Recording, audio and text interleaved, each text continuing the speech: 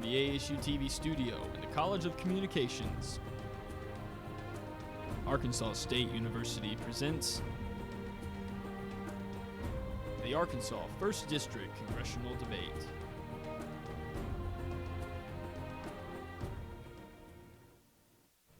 Good evening. I'm William McLean, Chair of the Department of Political Science, and it is my pleasure to welcome you to tonight's debate forum dedicated to the election campaign in Arkansas's 1st Congressional District. The program is sponsored jointly by the Department of Political Science, ASU-TV, KASU, the Jonesboro Sun, and the Department of Radio and Television. During tonight's 90-minute program, a panel of journalists will question all four political candidates competing for the right to represent the people of the 1st Congressional District in the United States Congress. Our 90-minute program is being broadcast live on ASU-TV Channel 18, KASU Radio, KIT 8.2, and comes to you from the ASU-TV studio on the campus of Arkansas State University. This program is also being taped for rebroadcast at a later time and will be made available to other area cable networks and streamed live worldwide via the internet at kasu.org. The debate was made possible through considerable efforts of ASU Political Science Professor Dr. Richard Wang, Professor of Radio TV Dr. Mary Jackson Pitts, KSU Station Manager and Instructor of Radio TV Michael Doyle, and KSU Producer, Writer, and Editor Mark Smith. Joining us are our candidates: Rick Crawford, representing the Republican Party; Scott Ellington, representing the Democratic Party; Jacob Holloway, representing the Green Party; and Jessica Paxton, representing the Libertarian Party. Studio audience, please welcome the candidates.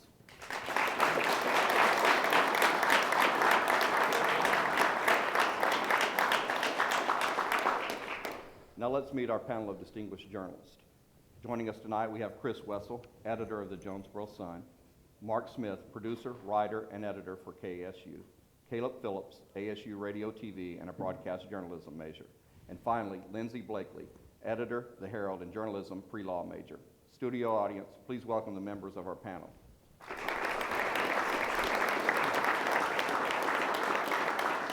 This will be the last time you hear from our studio audience, as they have agreed to remain silent until the conclusion of the program.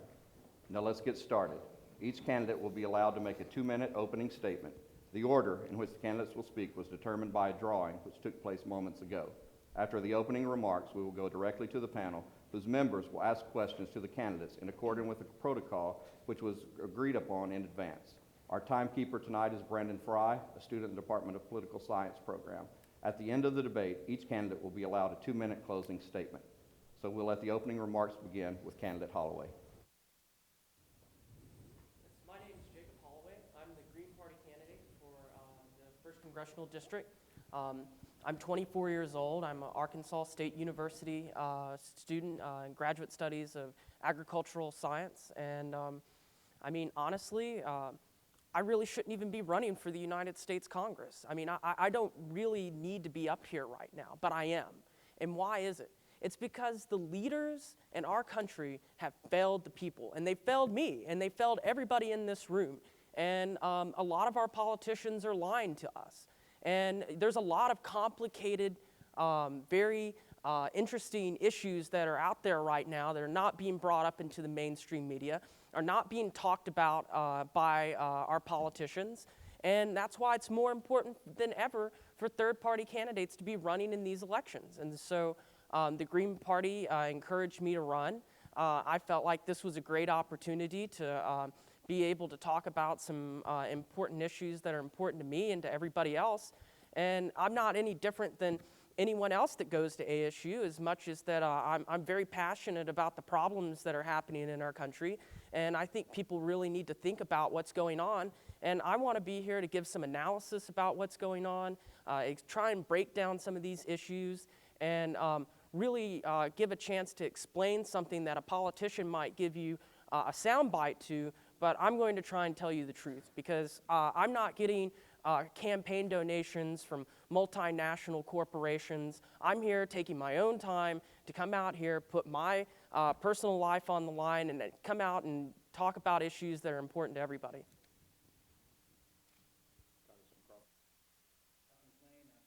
Thank you to the panelists, and thank you to the folks that have come out. It's always great to be back on campus of ASU. I'm an ASU graduate, and it's always fun to come back and take part in extracurricular activities on the campus of Arkansas State University. Also want to say thank you to the folks that are watching at home or watching online. We appreciate that, and all the sponsors that have come together to make this happen. Want to acknowledge my wife Stacy, who's with me tonight, and say hello to my kids at home with the babysitter. We're going to hear a lot of talk tonight about a lot of issues that are of great importance to our country. And the one thing that I think we really need to focus on that trumps all the other issues, and it was summed up in a very simple statement by the chairman of the Joint Chiefs of Staff under President Obama. About 2 years ago, he was asked, what is the single biggest threat to our national security? And without hesitation, he answered. And he didn't say nuclear Iran. He didn't say Al-Qaeda. He didn't say Russia. He didn't say China. He said, it's our debt. Our debt is the single biggest threat to our national security. And to put that in context, everyone in this room right now at this moment owes at least $50,000 as their share of that debt, growing at $16+ trillion and counting.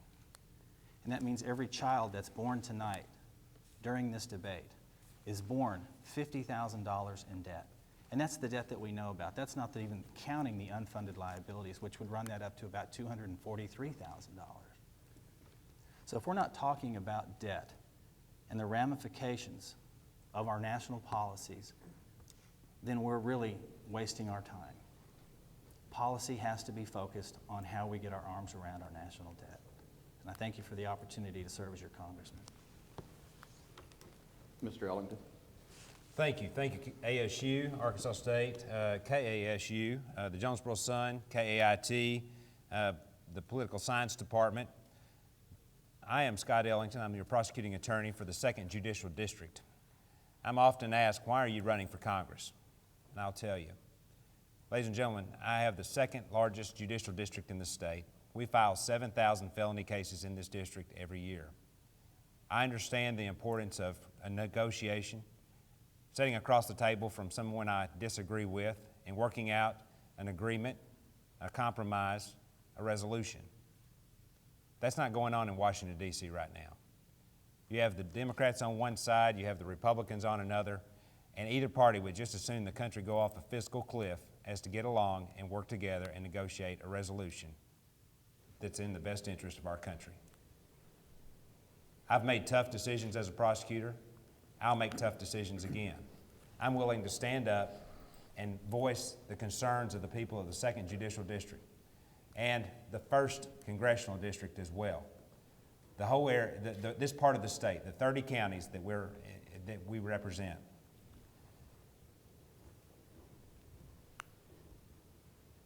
I'm here tonight to ask you for your consideration and your vote. Listen to the note or to the comments of each of the candidates, and make your decision as we move forward. Ms. Paxton. Hi, I'm Jessica Paxton. I'm your Libertarian candidate for U.S. Congress. I'd like to thank ASU and everyone for having us here this evening.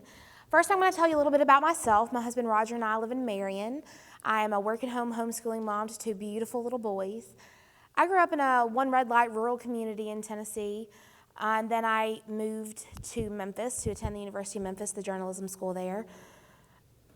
And I wasn't particularly interested in politics at that time in my life, and that's probably because I felt like neither of the 2 major parties represented me. And then once I found the Libertarian Party and realized that I was not politically homeless, I jumped in with both feet. And over the last few months, I've found that a lot of people misunderstand libertarianism, and I've also found that a lot of people are libertarians, even though they may not realize that. Libertarians stand for freedom, the freedom for you to spend your money the way you choose, the freedom to live your life and not have others make decisions for you. Libertarians believe that you have rights because you're human and not because the government gives them to you, and therefore they cannot take them away. I believe in letting people live in peace as long as they are not infringing on the rights of others. I also believe that I'm the only candidate here this evening that's going to tell you exactly what I believe, whether or not you will like to hear it. I'm not going to twist words or spin things to make them sound good. I'm going to tell you exactly what I think.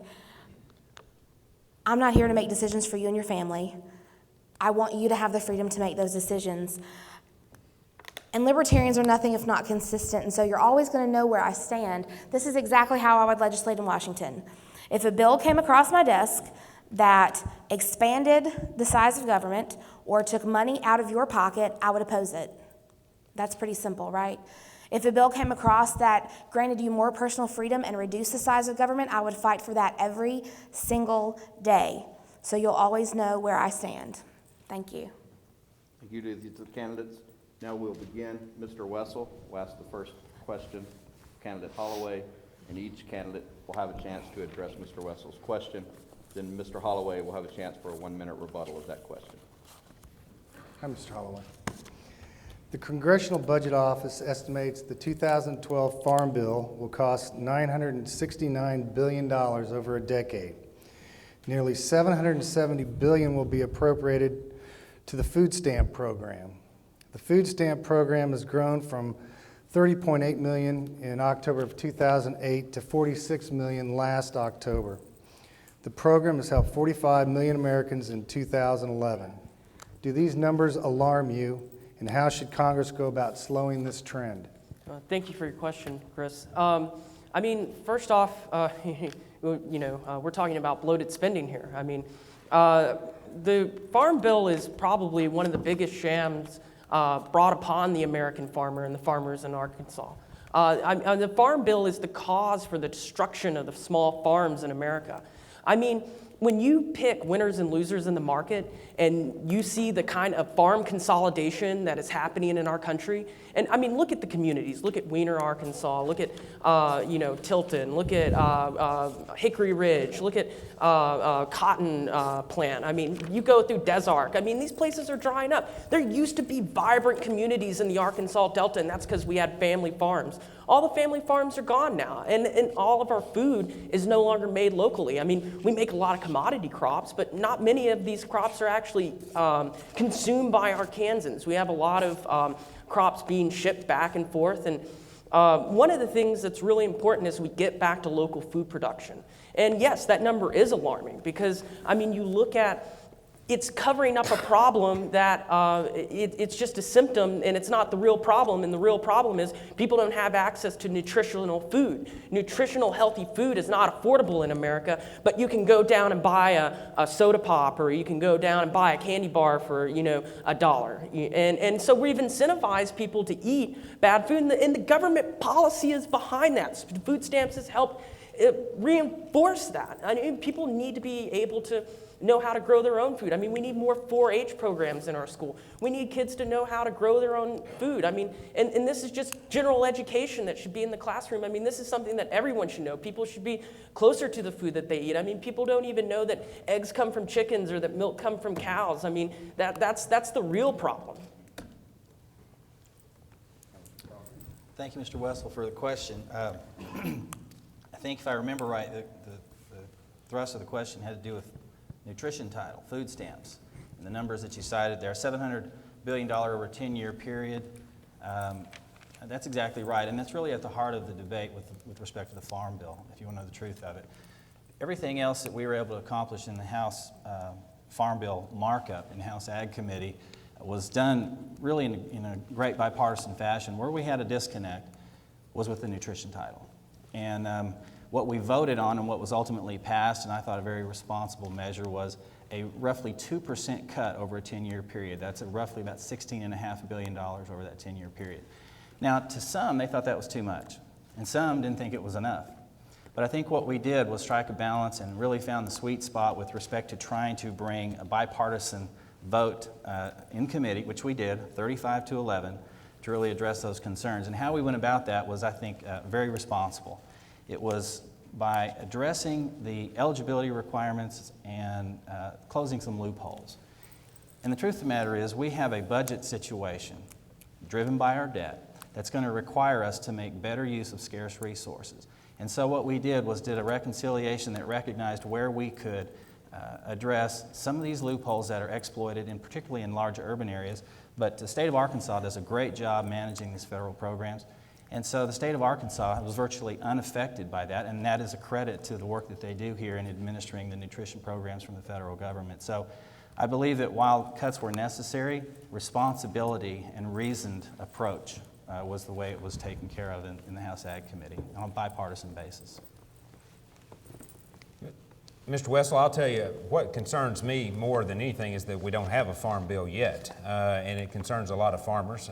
We need the stability and the assurity of knowing what provisions are in the farm bill and what will go forward. You understand cutting the nutrition programs of the farm bill at this time. We have unemployment is still at a high number, and we have folks coming in, young ladies being laid off from their jobs at a quick shop, or you have soldiers coming from overseas, and they can't find a job right now. And so nutrition is a very important time, and it's a sign of the times that we have to feed their children. So I believe that it's just a symptom of what our whole country is suffering with, but it's not one of those things that we can't just automatically go in and cut. I think, though, that there may be some ratcheting down of the qualifications for food stamps and ratcheting down some of the qualifications for these programs, but also consider that nutrition is also your school-free lunch, your school-free breakfast, and those programs as well. And we don't want children to go hungry in this country at this time, or ever, and certainly we want to care for them. And so I think that being overly cautious and letting a nutrition provision of the Farm Bill to stand in the way of completing a Farm Bill is very concerning. And truthfully, if you look at it right now, I think that the Farm Bill was actually postponed till after the election because they're going to make even more drastic cuts to it than we even see right now. And if folks think that this Farm Bill looks bad now with the Midwestern flavor, just wait till after the lame duck Congress takes over and see what happens, because I believe there'll be even more cuts, and it's very concerning to me. If I have a chance to get elected and the folks elect me to Congress, I'll elbow my way to the front of the line to get on the Ag Committee to try to see that a Farm Bill is in place for the farmers of Arkansas that keeps them in mind in the provisions that we have. And that's the most important, I think. From my understanding, the cost of this Farm Bill over 10 years is almost $1 trillion, and almost 80% of that will go to food stamps. So I'm going to call a spade and call this the food stamp bill. And people need to be fed, and if we have compassion, we'll help them.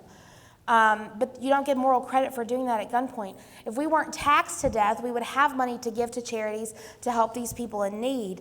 I think that that's the job of our friends, our family, our neighbors, our church members. It's not the government's place to rob Peter to pay Paul. I think that we as citizens should be responsible for that. But if we're going to get into the agriculture discussion, something that we weren't able to bring up in our past debate on Tuesday, if we want to help farmers in Arkansas, let's look at legalizing industrial hemp. Now, I know that there are a lot of misconceptions about that. Marijuana and hemp are distant cousins. They are no relation. Hemp actually has CBD, and that blocks the effects of THC. So if you're going to talk about hemp, think of it as the anti-marijuana. Hemp can be used in fiber, in paper, in plastics. It has uses for biofuels, and we're not allowing our farmers to grow that. And as Mr. Holloway spoke earlier, we need to diversify and give our farmers some more options. So I'm not sure why we're not talking about this, but that's something that I would like to do when I get to Congress, is lift the ban. Mr. Holloway, you have 1 minute. And that's wonderful, Jessica, and I want to follow up on kind of what we were talking about. I mean, 3 things that the Farm Bill really needs is training. We need to train more ag educators. People need to know about what farming is and how that they can be involved in farming. We need more education, but I want consumers to decide what the market's going to produce, not the government. And you're going to see lower prices because of that. And we need more small farms. That's a big jobs bill. Let's put people to work farming, because we need good food in this country. But I mean, we need innovation. And we're talking about innovation. Why don't we let Arkansas farmers farm hemp? Hemp's a food. You can eat it. You can make houses out of it. You can make clothes out of it. Way better than cotton. Cotton's destroying all of our soil in Arkansas. Why don't we replace it with a better crop? And hemp's going to be that crop. And it's illegal what the United States is doing. And we're holding farmers at gunpoint hostage from one of the biggest cash crops that the United States could be producing. Every country in the world is producing hemp right now except for the United States. Mr. Smith will now direct the second question, starting with Congressman Crawford. Congressman Crawford, you've been vocal about your support of a balanced budget amendment. In fact, you've been willing to support it enough to also support increased taxes on high-income Americans in exchange for passage of the amendment. How would such an amendment be enforced? Would it fall to the courts and judges to make decisions involving economic and political policy? Well, you know, balanced budget amendment is just that. It's an amendment to the Constitution. And I think if we're talking about the issues that face our country today, whether it be an increase in the debt ceiling, whether we're talking about taxes, whether we're talking about increased spending, if we're doing it outside the context of a balanced budget amendment, a spending limitation amendment, or some sort of permanent spending control, I think we're making a huge mistake. And I want to point to a couple of pieces of legislation that have actually been good pieces of legislation in the past, Graham-Rudman being one, PAYGO being another. These are statutory measures that are easily sidestepped as leadership changes in Congress and as we start to see turnover. And so what we want to say is no to future Congresses. It's not about the 112th Congress, it's about future Congresses. It's about the continued generational theft that's taking place here, where we have everyone in this audience, as I indicated before, that's at a minimum of $50,000 in debt. How are we going to stop that? And to me, the only way we're going to stop that is if we take this idea of debt seriously and don't continue to engage in this profligate spending and making sure we bind the hands of future Congresses. And quite frankly, the only way I think we're going to do that is through a constitutional amendment that forces that behavior out of Congress. I think the question that you ask is how would it be enforced? And it appears to me that every budget that came forth would be subject to having a federal lawsuit filed and having the courts decide if every budget is constitutional or not. If you have to answer your question specifically, and to answer your question more particularly with regard to the balanced budget amendment, you know, there's no businessman in this town, there's no businessman in this state that would want to be told that he can't go to the bank and borrow money if he needs to borrow money to complete a year. Now, so I don't think that the problem is the requirements of having a balanced budget amendment or not being able to borrow money. I think that the problem is not making appropriate decisions along the way and continually allowing the borrowing of money. It's stewardship on the part of the legislators. It's not by requirement of Congress. And I think that if the Congress will work together and hold down the spending and rein it in.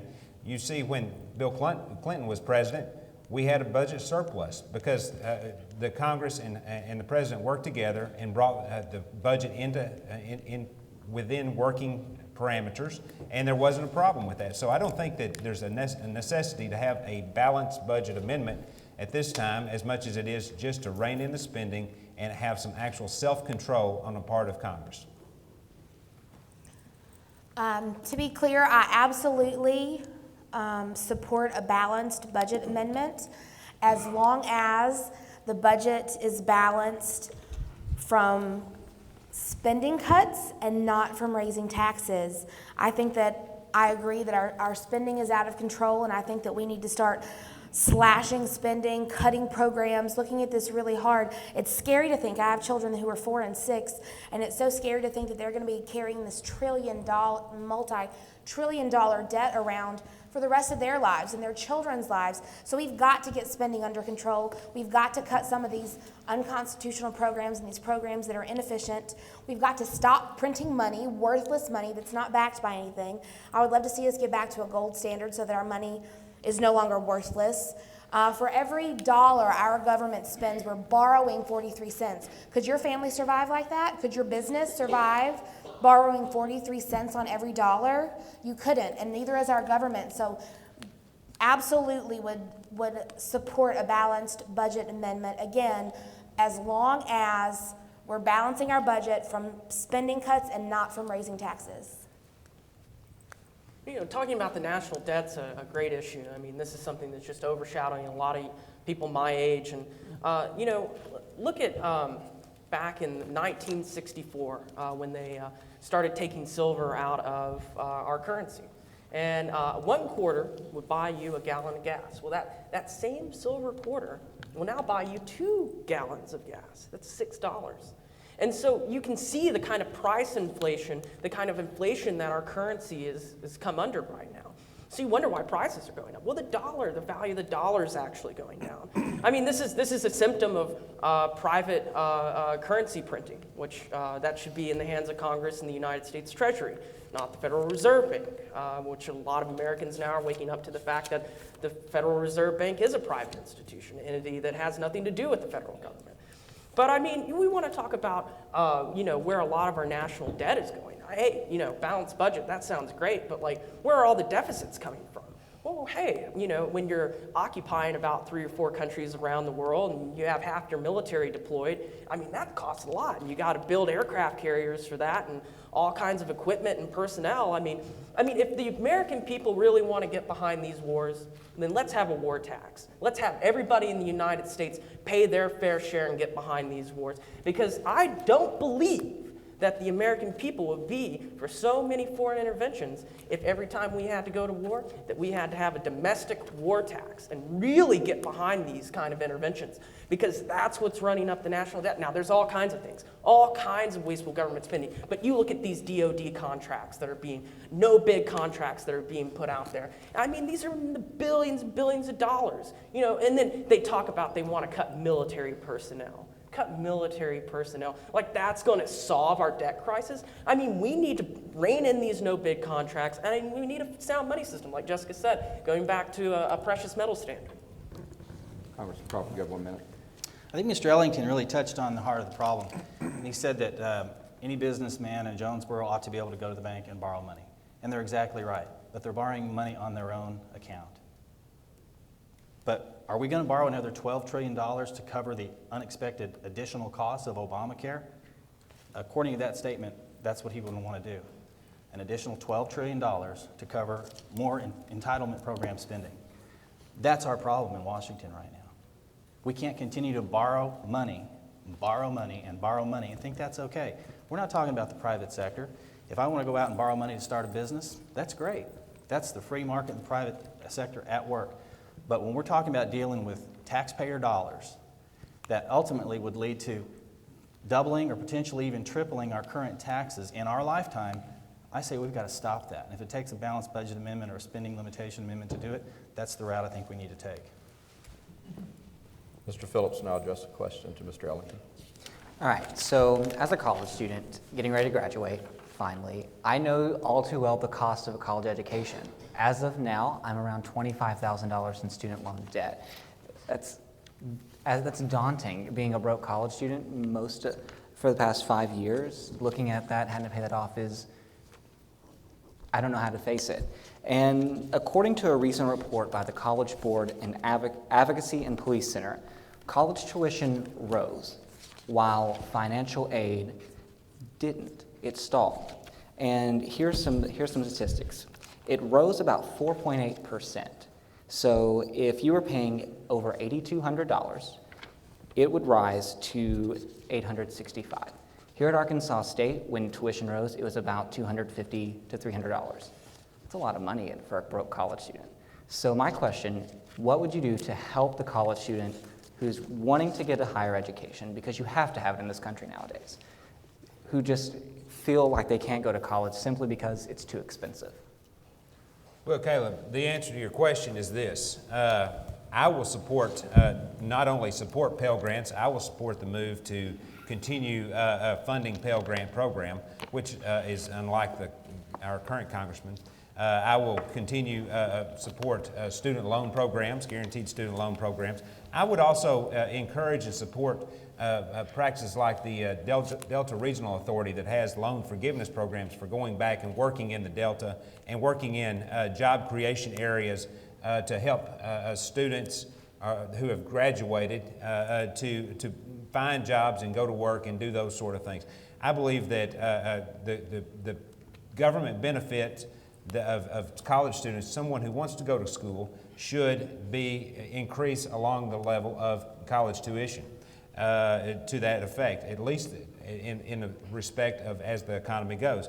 And I think that certainly we should offer you that opportunity and any student that opportunity who wants to go to college have that opportunity to do. I couldn't have gone to college had it not been for Pell Grants and student loans. And many of the people in here who have college degrees couldn't have done that. So I support those and believe that that is exactly what we need to do. A concern that I have in this whole area of education is job creation. And I believe that we need to focus on job creation in this part of the state. And we have many, this is a great four-year institution, but we have many good, great two-year institutions as well that need assistance to draw students in and to draw corporations in and marry companies with, bring companies in to employ students and to actually have research, development, apprenticeship programs, job training programs in those areas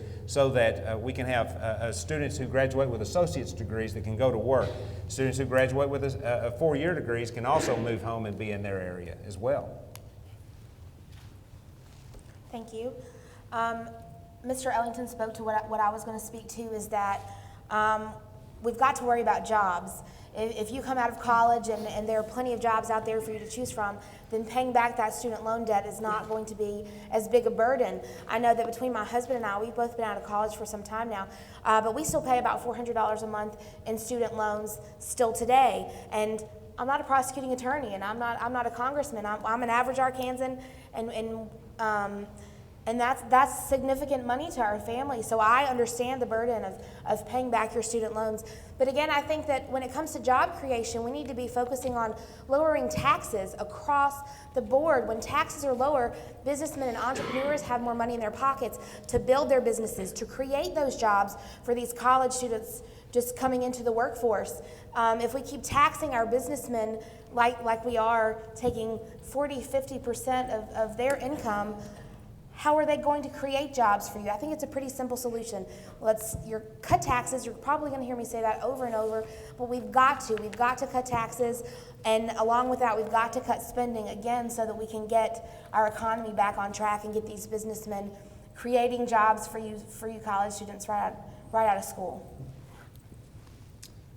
Caleb, I think that's a great question. I mean, I'm currently in college. I've had to take out some student loans. They've been essential to actually help me finish college in some means. And overall, I mean, I've tried to stay away from them for what you mentioned. I mean, they're really just loan sharks in disguise preying on students. But what I'm really mad at isn't so much the college student loan program, as I'm mad at the institutions themselves. Look at the price inflation at these institutions. Look at the wasteful spending. Man, when are they going to get done with that fine arts building? Well, that's real nice sitting out there, that big skeleton out there. I mean, I guess that's like some abstract art, about, the wasteful spending at college institutions. Or, I mean, hey, I like football as much as the next guy, but I mean, how much do we really need to pay Gus Malzahn? I mean, do we need billboards all over the state? I mean, going into Little Rock, game on, like is that why I'm going to ASU? I mean, where's our research coming out of this institution? I'm a graduate student. I'm certainly dismayed at the lack of research coming out of ASU. I mean, maybe if we had a little bit more funding for research, we could get more people into higher degrees and actually, get people into some technical professions. But I mean, look at what's going on here. I mean, college students are having to pay more and more every year. They raise tuition. Why can't we put a cap on tuition limits? I mean, that's the real problem. Is these institutions are just going wild. They can spend whatever they want. I mean, how much do you have to pay a college administrator for what they do?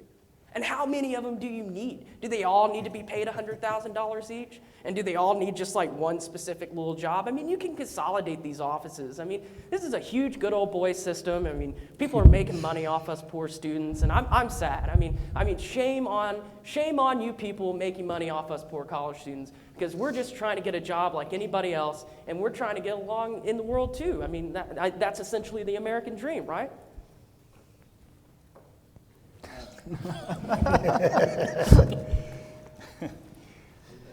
I can say is, it speaks to the larger point. Scarcer resources are driven by debt and profligate spending. And if we don't get our hands around that problem quickly, if we don't address that problem, your problem is going to be compounded. Because like you, I went to college as a result of a combination of veterans education assistance, former military, member and also some student loans. And so I had some student loan debt. And there are programs, there are federal programs that offer student loan repayment, particularly in the healthcare field, but there are others.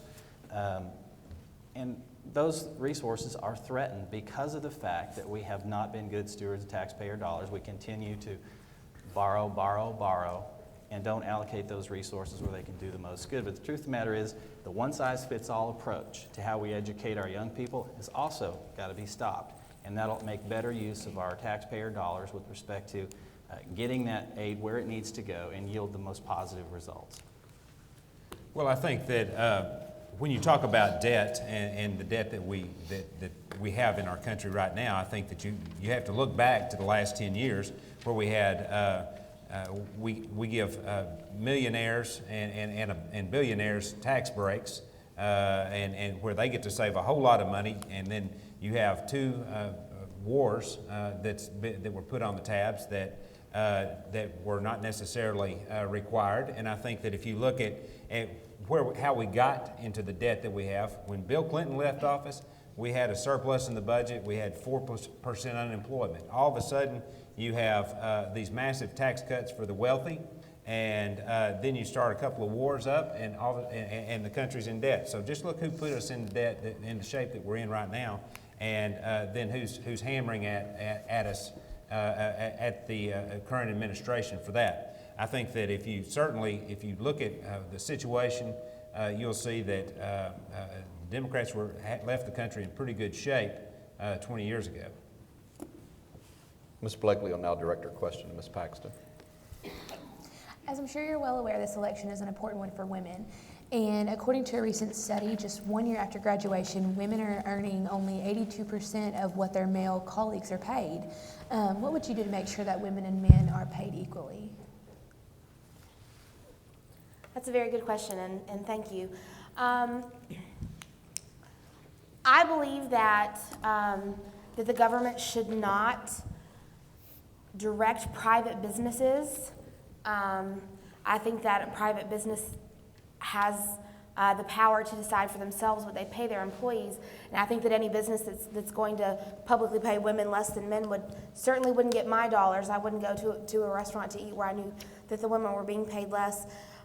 I do think that in this country, we don't appreciate our women. As a mother, I certainly understand that. Sometimes I feel less appreciated, so I understand that. But I believe I'm going to wait for my rebuttal to see what my gentleman counterparts here had to say. Mr. Holloway. Well, honestly, you look at wages right now. Wages are falling, productivity is falling. And it's going to be, if it's harder for men to get a job, how unfair is it for, women? Honestly, obviously I'm not a woman, but I'm having a hard time getting a job. So just, think about, we're all in this together. And so the women's struggle is also the men's struggle, to be able to get a job. And that's essentially what this is. The fact if there is wage discrimination going on, that should be prosecuted. That should be prosecuted, and people who are engaged in wage discrimination should be brought under the current existing laws. A lot of people just shut up. They don't speak out. And if women are being, discriminated against for wage discrimination, they need to speak up about it. And as a society, we should encourage our women to get higher paying jobs. And so this is not so much like a government thing, it's like a societal thing. I know there's some movements going on to try and bring back the ERA in Arkansas. There's some movements going on, to try and pass more laws for equal pay. But at the end of the day, we need to punish the people who do that. And also at the end of the day, women need to know that they are equals with men and that they deserve equal pay. And when that's not happening and women's being discriminated in their workplace, they need to find a lawyer. And they maybe tell Mr. Ellington, hey, I'm being discriminated against, and I need someone to help me. And so, that's at least, in a kind of concise way, what I can say about your question. He touched on some great points there. Discrimination in the workplace, whether it be based on gender or any other certainly needs to be shouted about, and people need to know about it, and we need to take whatever actions necessary to rectify that situation. Interesting statistic, we still have 23 million Americans out of work, and that's not a gender bias, that's a fact. These are Americans. It's not 23 million American men, it's not 23 million American women, it's 23 million Americans out of work. And that's because our economy is in such sad shape, driven by what else? The common theme, debt.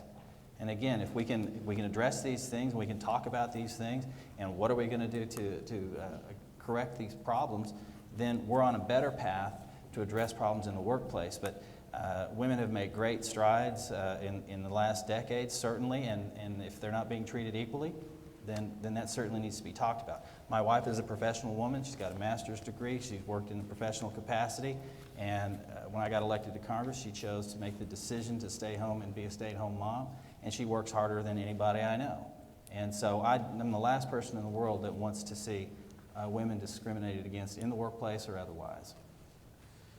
Well, let me tell you, first of all, we now have the Lilly Ledbetter Fair Pay Act, which is a great law, and it was brought in effect because of this very reason. A few months ago, I was asked about supporting the ERA, and I made the statement that I was offended that we're still talking about the ERA, and that we had to pass a law just in the last few years to mandate that women get equal pay for equal work as a man. There's no reason for that. I mean, if any individual for the job that they're doing should be paid, it should be equal time for equal pay, no matter what the gender of the person that's doing it. And it's wrong, and it's discrimination. I don't think that I, as a state prosecutor, could file charges against somebody, but certainly there are civil claims that could be filed, and so in fact, I know I wouldn't, but there are civil actions that could be taken place, but I'm offended that that concern is here. It should have been taken care of 20 years ago, not just now, as we brought forth the Lilly Ledbetter Act, as the current or the former Congress 4 years ago did. Women should be paid the same as men, and there should be exacting regulations and punishment to prevent discrimination based on gender. You have 1 minute, Ms. Paxton. Yes, I agree that absolutely women should be paid equal time, equal pay. I completely agree with that. But I also agree that the government should not dictate how a private business is run. But I hope you can understand the difference there. I would expect a private business to pay women as equals. And Mr. Holloway, I believe, spoke about minimum wage. I don't really think there should be a federal minimum wage. I think that as that number rises, then costs are passed on to consumers, and it's just inflation. I have looked at the ERA. I've met some nice people who work for that cause, and my only criticism is that, heaven forbid, we ever have another draft, that women will be drafted just as men, and that's something, as a woman, I certainly wouldn't want to see our mothers headed off to war involuntarily. So, thank you.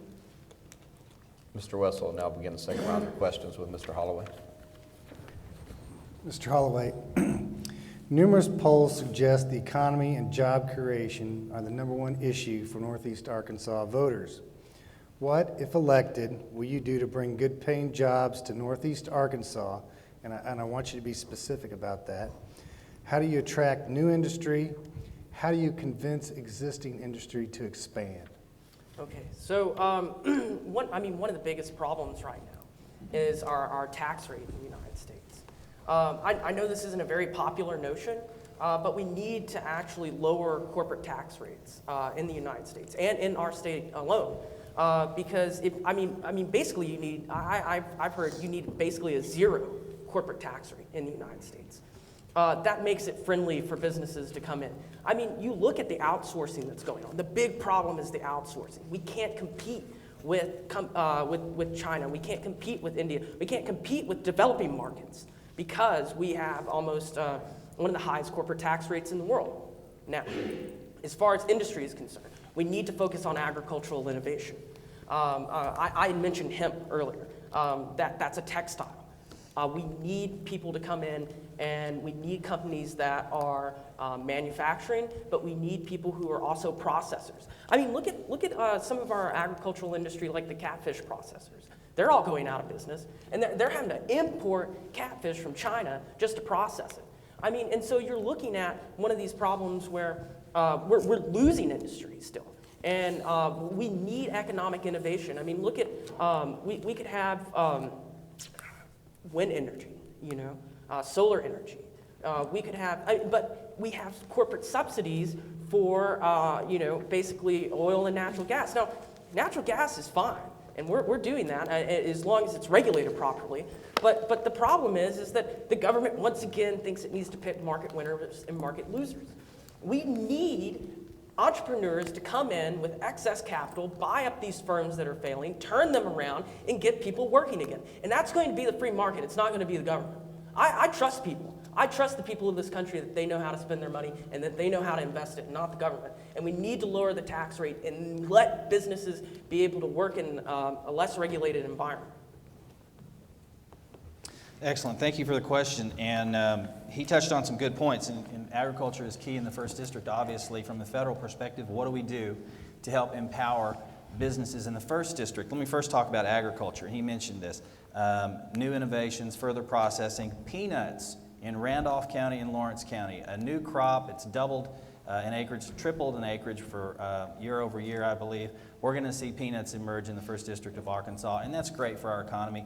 There are a number of jobs associated with those 2 buying points that were put in recently, just early part of the spring. And as that grows, we'll see those jobs increase. But what role does the federal government play? Quite frankly, we're carrying too much debt, our taxes are too high, and our regulatory regime is entirely too strict. And so if we can take some action and show the private sector that we are getting serious about our debt, that will free up some investment capital. If we reduce that corporate tax rate, right now I believe we're the 2nd highest corporate tax rate in the world. I think Japan, maybe Ireland is higher than we are. Bring that down to a manageable level. President Obama's level is 25%. I'm comfortable with that. And then again, the regulatory regime is just entirely too strict. And what we need to do is just take the heavy boot of regulation off the throat of these entrepreneurs, and they will put that capital to work. And the 1st District of Arkansas is a great location. We've got a lot of transportation infrastructure here. Our energy costs are relatively low. Our taxes are relatively low. And so from the federal standpoint, those 3 things we have to work very hard on to incentivize that capital, investment capital in the free marketplace. Well, Mr. Wessel, I think that first of all, we go back to education. We work with the 2-year schools and the vocational schools in the 1st District, and have them work with them to increase their research development wings of their facilities. I've said more than once that I would act as a federal member of their Chamber of Commerce. If the mayor of Wynn came to me and said, we're courting this business to come into town, would you reach out to them? I would actually assist and reach out and try to bring them in. I want to see federal dollars going into our 2-year schools and even our 4-year colleges to increase research development so we can prepare a workforce to go to work. The joy of any family, you and me and others, should be to see our grandchildren grow up right before our eyes. If we send our kids off to school and they go to, they travel 4 hours to Arkansas State, or they travel 6 hours to Fayetteville, and then they meet somebody, marry, they go off, they're not going to come back home a lot of times. So if we work in the local areas and try to develop educational processes and then recruit companies to come in to each of those areas, that brings jobs to this district, up and down the district along that area. Another thing that we could do on a federal level is increase the depreciation allowance so that, you know, one of the things that you have a tax break for folks that make over $250,000, $300,000. A lot of times they put that money in their pocket, but if they have a depreciation break where they have incentive to go buy equipment, then they'll buy equipment, write that off, and then they'll hire somebody to use that equipment.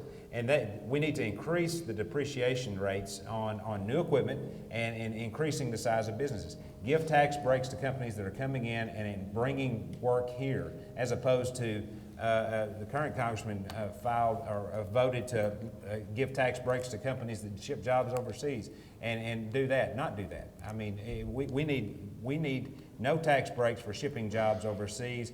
And another thing is the president. Thank you, Ms. Paxson. I believe your question is what can we do to attract new industry and help the old industries expand, correct? I feel like a broken record, so I do apologize. But again, I'm saying cut spending so that we can lower taxes. We cut spending, we can lower taxes so that these businessmen can come in and create brand new jobs as well as expand the old industries. I would also love to see us completely get rid of an income tax and go to something like a fair tax or a consumption tax and abolish the IRS.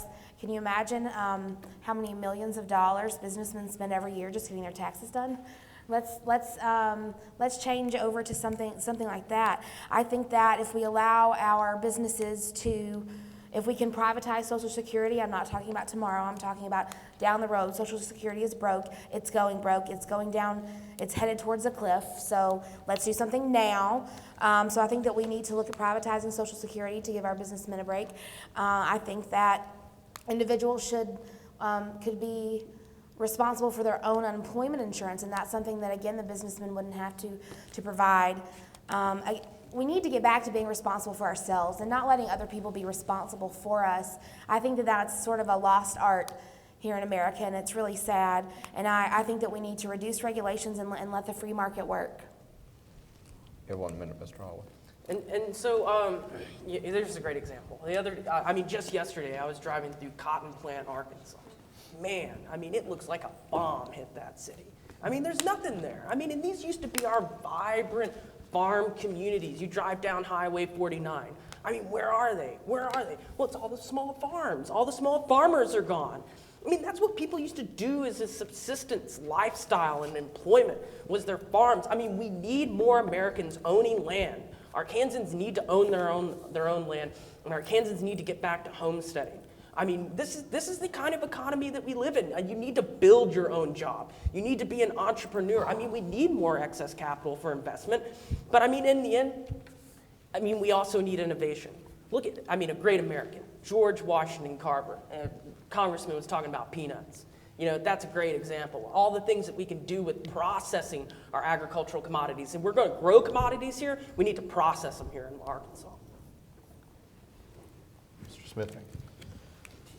Well, we talked a little bit about higher education, but I want to talk about the education system as a whole. For a government that's meant to be of the people, by the people, and for the people, I think most of us would agree that education is a key element in our democracy.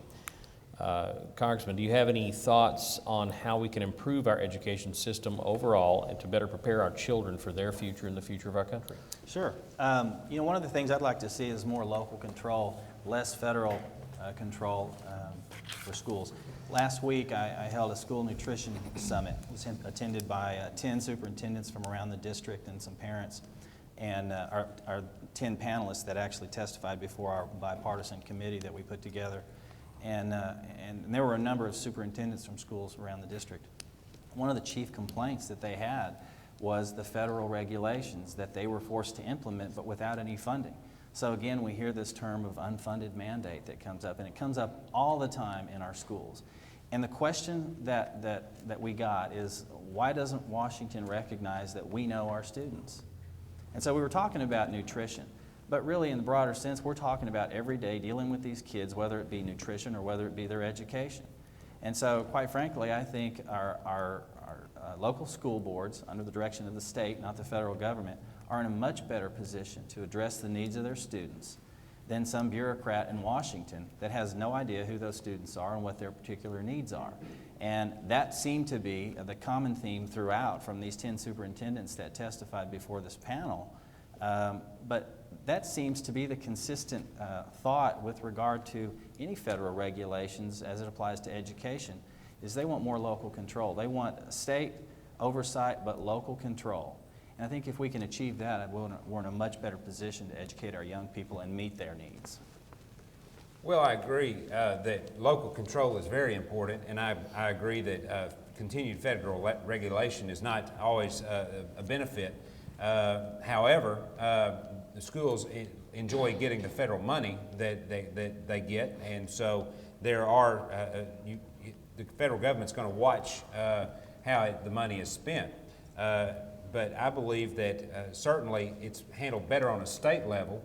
You see each of the state's schools are working on the Common Core curriculum, which is much like the Uniform Commercial Code. Each state sets its own curriculum, but they set it up to match because it's the states working with each other, and it's not necessarily the federal government doing it, it's the state government doing it.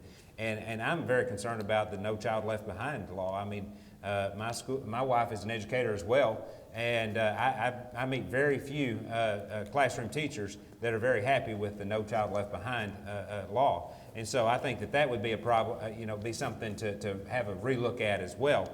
And so I think it would improve education for our students as opposed to hamper education if we set that aside and repealed the No Child Left Behind law and let the schools work together, the states work together as in the Common Core curriculum. Yes, we're a homeschooling family, so this is interesting. You might get a different perspective from me. We chose to homeschool for many different reasons, but one of them is that I'm more interested in fostering a love of learning than a love of test taking, and I'm afraid that with federal control over our local schools, how else are they going to measure their success but with standardized testing? And that's just not fair. We need our kids to learn to love learning and not taking these standardized tests. I completely agree with Representative Crawford here, and we need more local control. I'm a states' rights girl myself, and I think that let's just abolish the federal government having any sort of control over our schools and give that control back to the states. Different states have different needs. And Washington may not have Arkansans' needs in their, our own interest.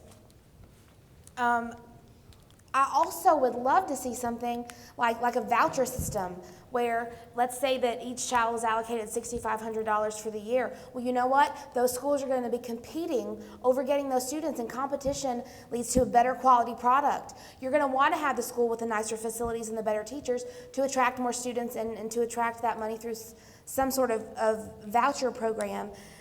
We have so many administrative costs here on the federal level, so many administrative costs here on the state level, the county level, your local levels.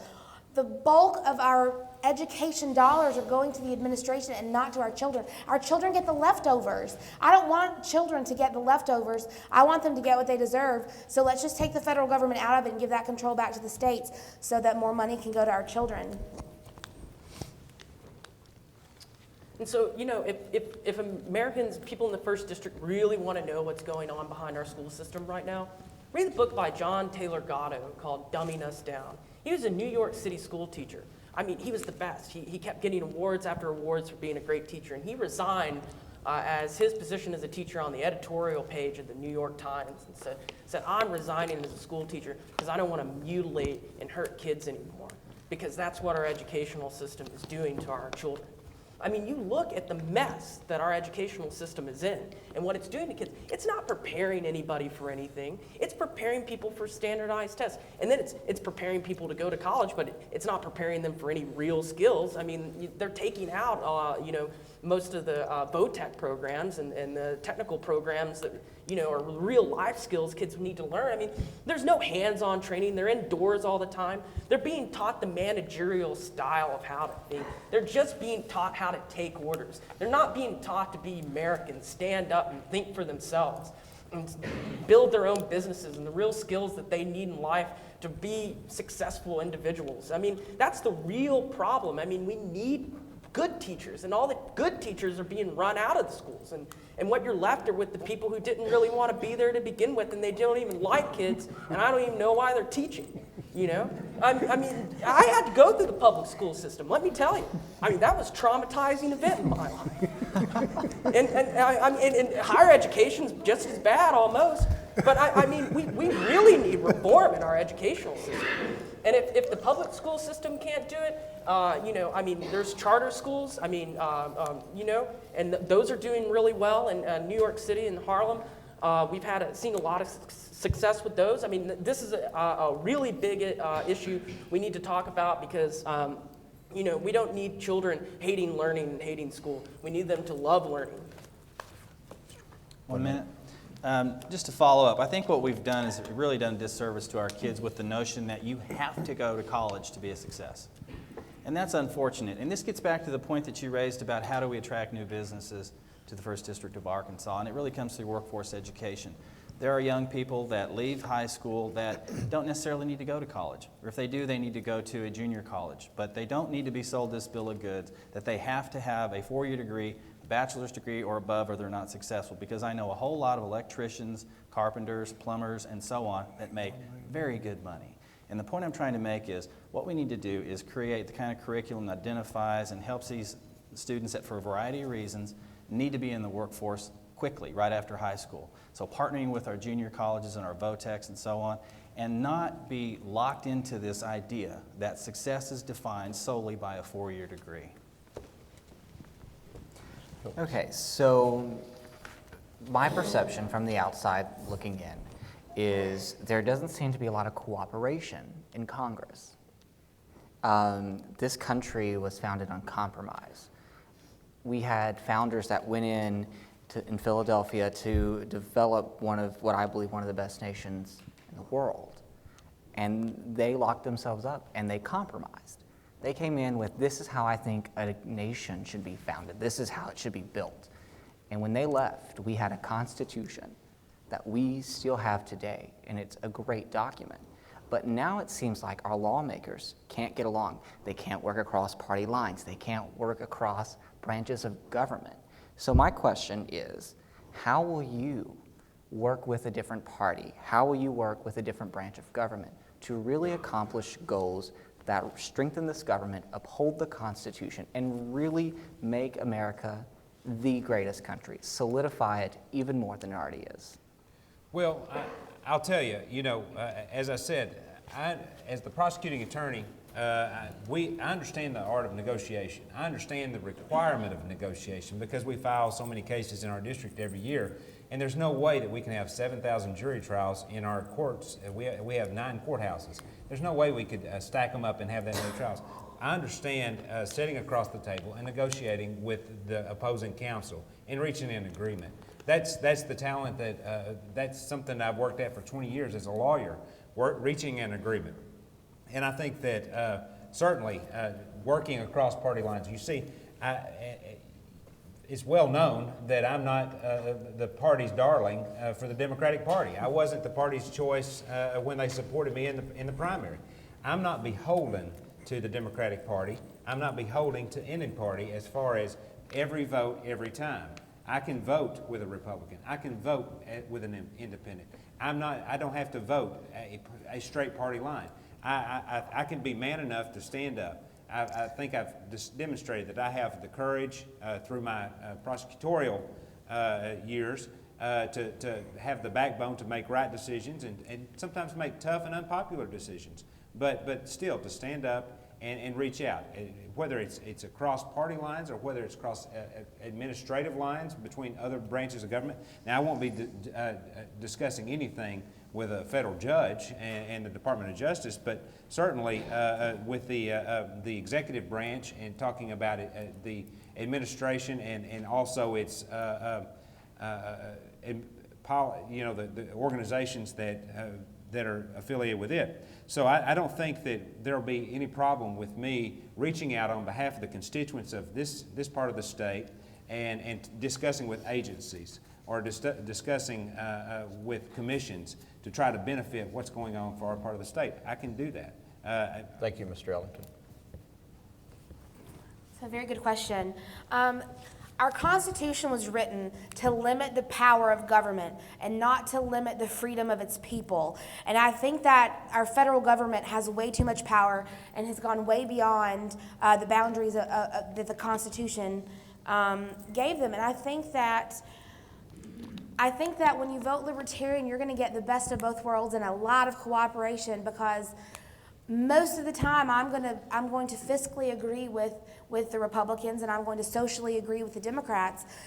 As a matter of fact, there was a 2006 Zogby poll where 59% of respondents said, yes, I identify with being fiscally conservative and socially liberal. And that 59% of people, those people are libertarians. And if you're watching this evening and you people in the audience tonight think, yeah, that's me, well, congratulations, you've just become a libertarian.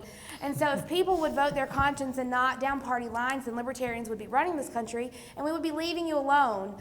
So I think that the federal government has just gone way beyond its intended use, and that it really needs to rein itself back in and you know, listen to the 10th Amendment, give that power back to the states and stop adding costs, adding regulations, adding those sorts of things, and let the states take back control.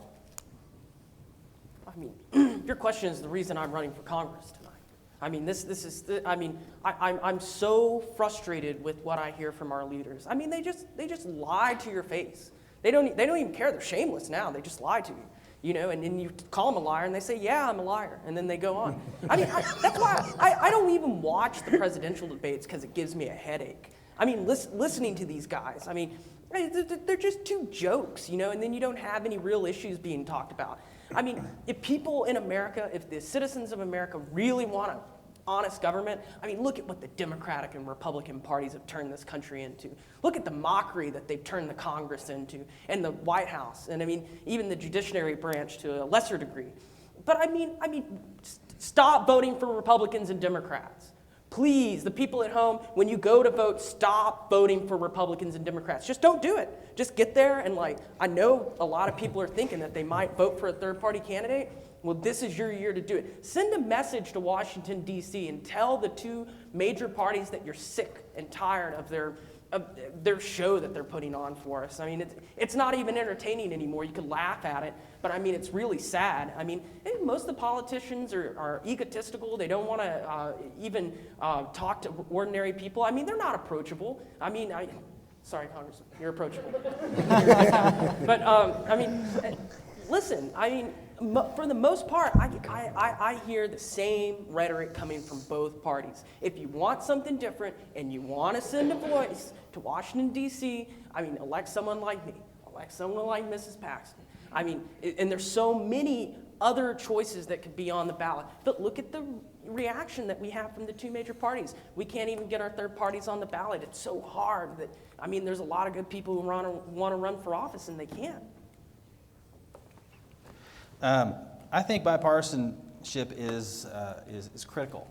It's critical to moving significant legislation, and it is lacking. And I would point to Obamacare as a primary example of a piece of legislation that was really forced on the American people on a straight party line vote. And that's why it's important that we recognize we have to work together, particularly on big pieces of legislation that affect everybody, like health care. One of the things, I've talked about making sure that we have permanent spending controls in place. But one of the things I think that we need to do that would hopefully affect bipartisanship is to look at a bill I've been working on for a year. It's an amendment that would require a supermajority before Congress could implement any further entitlement spending. That's a bipartisan approach to major policy issues. Now, further down, let's look at some things like, for example, the Fuels Act. I wrote the Fuels Act in direct response to a situation that was happening here in the 1st District of Arkansas with on-farm fuel storage and the thresholds that we thought were unreasonable by the EPA.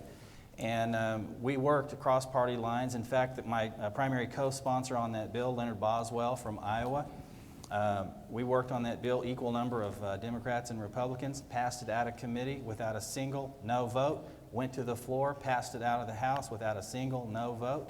It's now working its way through the Senate under Senator Pryor and Senator Inhofe from Oklahoma, and I suspect we're going to see the same result there. It's a good piece of legislation. It was crafted in a bipartisan basis, and that's the kind of spirit that we need in Washington right now, and that's what I've engaged in, not only in the Farm Bill markup, in this Fuels Act, and other things, and we have to be willing to work across the aisle, and I've done that.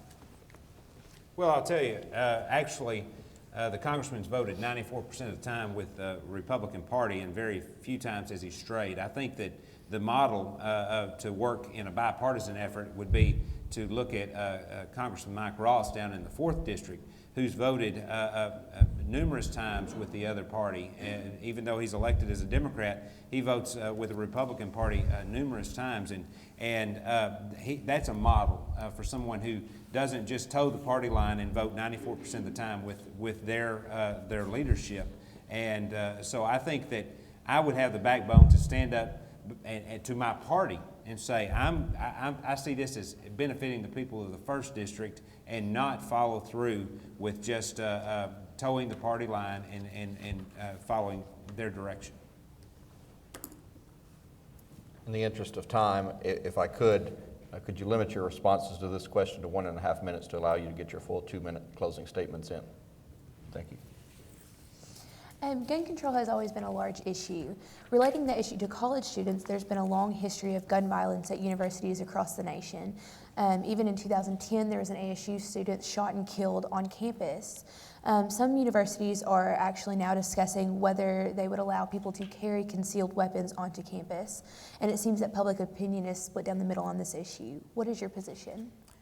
My position is that the Second Amendment gives me the right to bear arms.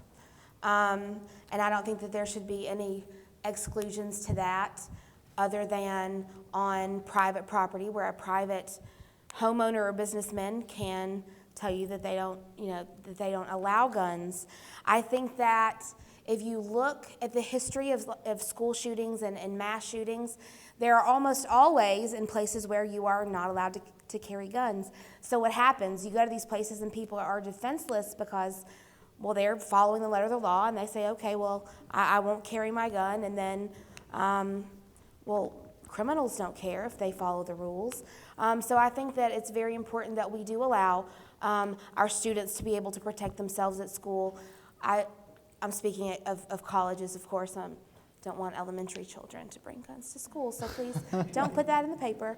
I do think that everyone has the right to defend themselves, and I think that especially here in Arkansas, that's an issue that most of us hold dear to our hearts. My husband and I both are concealed carry permit holders.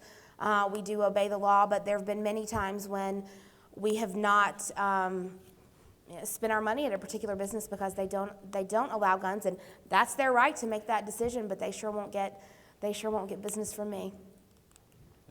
Mr. Holloway. There's always going to be gun violence, no matter what. I mean, when you take guns away from law-abiding individuals, then the criminals are the only ones left with weapons. Look at the country of Switzerland. They actually issue fully automatic assault rifles to all their citizens. They all get them. And you know what? They also get 2 years of training.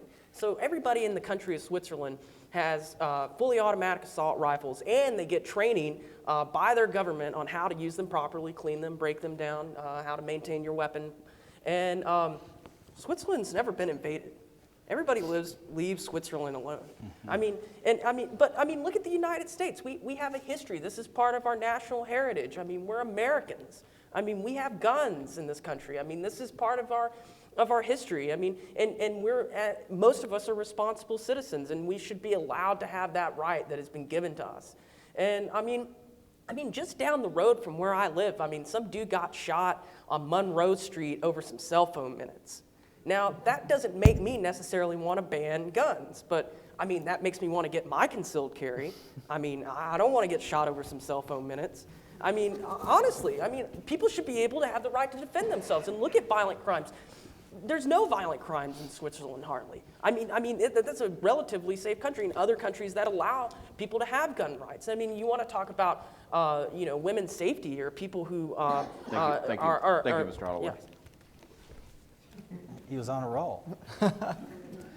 I certainly support the Second Amendment. I'm proud to be endorsed by the NRA, and my voting record reflects that. Certainly think that, obviously universities ought to have a say with respect to policy and respect that. But I want to address one thing that Mr. Ellington said, that Mike Ross, he brought that up, and he votes across party lines. In fact, in the 111th Congress, Mike Ross voted 94% of the time with his party, and that was under Speaker Pelosi's direction. At that time, she was the Speaker of the House. But the difference is that Mike Ross does not support Obamacare, and Mike Ross does support a balanced budget amendment. So in one sense, I could say, yes, he'd be a good role model for Mr. Ellington. On the other hand, he might want to do a little bit more research and find out that he has, in fact, a record of voting with his party. Well, and I'll take that and say that Mike Ross is someone who is to be a model, and he has at the past certainly voted 45 to 55%. But to address the answer to this question, for gun violence, I believe I too have a concealed carry permit. The NRA gave me an A, P, or AQ rating because I'm not the sitting congressman, and they go with the incumbent most of the time. However, I support the Second Amendment and believe that carrying is appropriate most of the time. The question of carrying on this campus is governed by an administration, and just as a business can put a sign up that says no guns, the legislature has said you can't carry a gun on here, the state legislature. So until your state legislature changes the law, that's the law, and it's my duty to enforce it. In the interest of time, I will just, I guess I'll sort of repeat what I said. I fully support the Second Amendment. I don't think that there should be many exceptions to that, if any. And I do think that where people can protect themselves, there's less likely to be gun violence. I mean, if you're a criminal, are you going to go onto a campus knowing that people are armed? No. Would you break into a house with a big sign that says, "We have guns"? No, you're not. You're going to look for the weak link. And as a mother of two little boys, it's my duty to protect them. You better believe that I will absolutely support your right to carry concealed, carry open. I'm about as pro-Second Amendment, I believe, as you'll find. Now you've heard the candidates' responses. Each candidate will have a chance to make a 2-minute closing statement, beginning with Mr. Holloway. So, I mean, as I sit here tonight, I mean, getting a chance to be able to debate with the congressman and Mr. Ellington and Mrs. Paxton, I mean, this is quite a miracle that the Green Party and the Libertarian Party are here tonight to give you some objective views on politics. And I'm just so honored to be able to speak to the constituents of the 1st District. But I also want people to think. I want people to understand that when politicians give you easy, quick answers to very complex issues, they're lying to your face. Do not believe your national politicians because they're lying to you. And that is the main reason I'm frustrated. I'm honestly insulted that politicians think that it's okay to lie. And I mean, so I'm running for Congress, and I want more people to run for Congress. I want more people to run for Congress. I want young people to run for Congress. I want people to run for public office. I want people to be engaged, and that's why I'm up here. And I hope this is an example to other people. And if you're afraid of coming out and running for public office, just do it. Just do it. If there's something that is important to you, go out and run for public office, because, I mean, that's what we have. We have a participatory democratic republic. And if you don't participate, then it's not democracy and it's not a republic. And that's what we have to lose. I mean, this is an experiment. This has only been around for like 200 years. We could lose this. We could lose this. And do you want to think that people just sat by, the American people just sat by and lost one of the greatest anomalies in human history? I say not. And that's why I'm here tonight. I'm asking you for your vote. I'm going to tell you the truth. I'm going to be accountable. And, I hope that everybody has the courage to go out tonight and vote third party. Tomorrow when you go out, tell all your friends, vote third party. Thank you, Dr. McClain. Chris, Mark, Caleb, and Lindsay, thank you all for your questions. And to the faculty, staff, administration, all the folks that put this on, thank you for the opportunity. I appreciate it. 2 years ago, I was sitting virtually in this same chair asking you for your vote, and the citizens of the 1st District honored me with that responsibility, and it's a responsibility I take very seriously. And I want to give you a little bit of background to kind of refresh your memory. I'm not a traditional politician. I'm a military brat, served in the Army myself as a bomb technician. I've been a rodeo cowboy, most recently a farm broadcaster, started my own business with my wife and built that business and have some experience creating jobs. And so I'm not your traditional politician, but I had an unusual brats, but it's not the common experience. And I want to tell you a little story about my growing up years. It was common for us to live on base housing. As I said, my dad was a career military officer, and so we would move into base housing, and my mom always made it a beautiful home. But that was borrowed. We weren't owners of that home. And we would live there 2 years, 3 years, and then it would be time for my dad to rotate to a new duty station. And so the moving trucks would show up, and they would pack up everything, and the house was empty. And I thought, okay, finally, we're going to move. We're going to move on to our next duty station. My dad said no. He got out the buckets and the mops and the sponges and the brooms. And I said, Dad, why are we doing this? We're leaving. We're not going to live here anymore. He said, because we're going to leave it better than we found it. And I learned that lesson at a very early age. Leave it better than you found it. I'm going to tell you something, folks. We are not leaving our country better than we found it when each of you are in debt $50,000 today, and all of our children are looking at $50,000 in debt and potentially $243,000 each in unfunded liabilities. Ladies and gentlemen, I'll tell you, I grew up in Brooklyn, which is about 10 miles away. I grew up in Craighead County. I understand the needs of the people in this part of the state, and I seek to serve you as I do currently as your prosecutor, but I'll take that same common sense values to Washington if you'll elect me to be your congressman. It's like this. When the current Congress tries to balance the budget on the backs of the middle class and continue to give tax breaks to the wealthiest of Americans and to try to make our people, the people in my family, the people in your family, have to bear the burden. And all this debt that we're talking about, that's because there's been 2 wars and there's these tax breaks for all these millionaires that doesn't trickle down.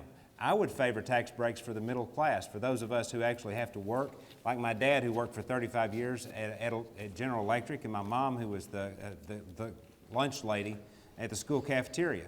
That's the people that I seek to represent. And I'm not nearly as smooth and have little finesse. I haven't been in broadcasting.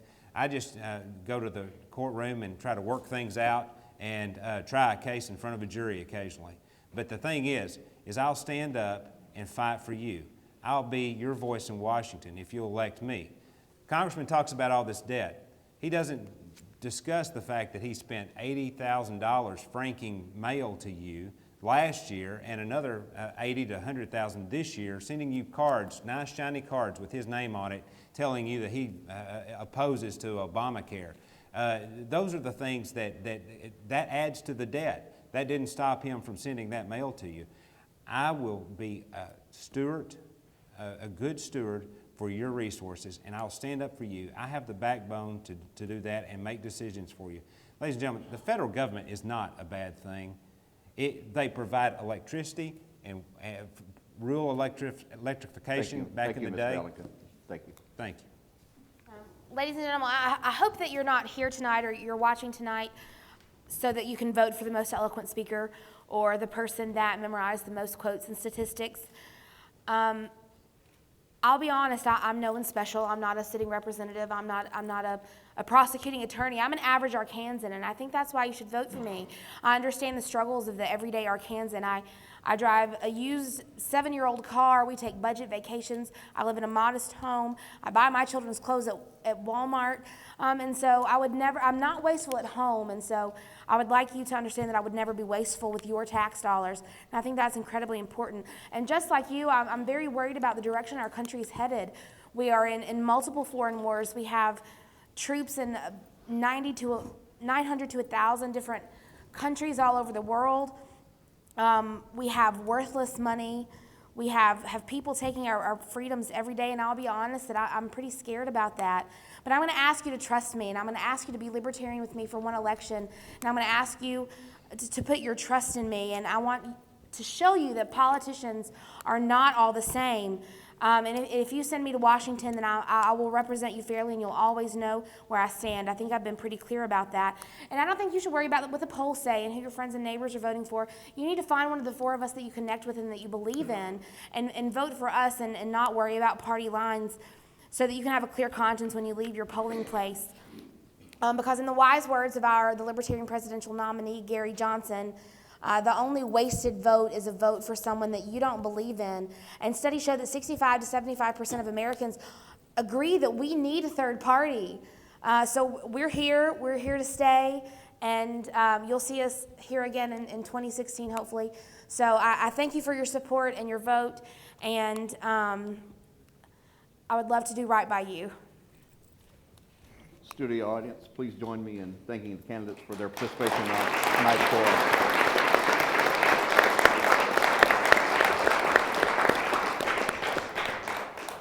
I'd like to offer thanks as well to our four members of our panel, to our timekeeper, and to our hardworking and talented ASU students who work behind the cameras that made this effort possible. Thanks to all of you who came out tonight to join us in the studio, and to our radio, TV, and internet audience. Thank you for tuning in, and good evening.